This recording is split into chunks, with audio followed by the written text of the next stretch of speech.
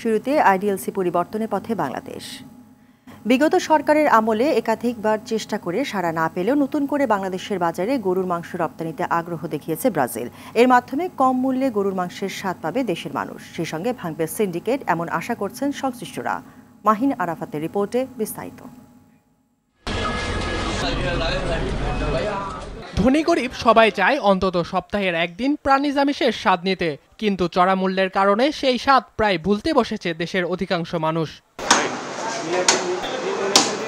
এমন পরিস্থিতিতে আশার আলো দেখিয়েছে প্রায় 16,000 কিলোমিটার দূরের দেশ ব্রাজিল। বাংলাদেশের বাজারে সস্তায় গরুর মাংস রপ্তানি করতে চায় দেশটি। সবশেষ এপ্রিলে দেশটি প্রতি কেজি 495 টাকা হারে গরুর মাংস রপ্তানির প্রস্তাব দিয়েছিল। তখন ঢাকার বাজারে প্রতি কেজি গরুর মাংস বিক্রি হচ্ছিল প্রায় 800 টাকা কেজি দরে, কিন্তু আমলাতান্ত্রিক জটিলতা ও প্রয়োজনীয় সনদ না পাওয়ায় শেষ পর্যন্ত তা সম্ভব হয়নি। তবে পুনরায় গরুর মাংস রপ্তানিতে আগ্রহ দেখিয়েছে উত্তর আমেরিকার দেশটি।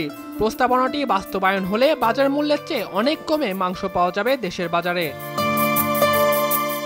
বিশ্বের সবচেয়ে বড় গরু ও পোল্ট্রি মাংস উৎপাদনকারী দেশ ব্রাজিল। বিশ্বের অনেক দেশে ব্রাজিল থেকে গরুর মাংস রপ্তানি করা হয়, এর মধ্যে অনেক মুসলিম প্রধান দেশও রয়েছে।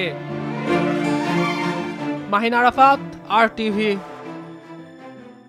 সারা জীবন তো চাকরি করবো না, তাই ক্যাপিটাল রেডি করেছি আমার ফাইন্যান্সিয়াল পার্টনার আইডিএলসির সাথে।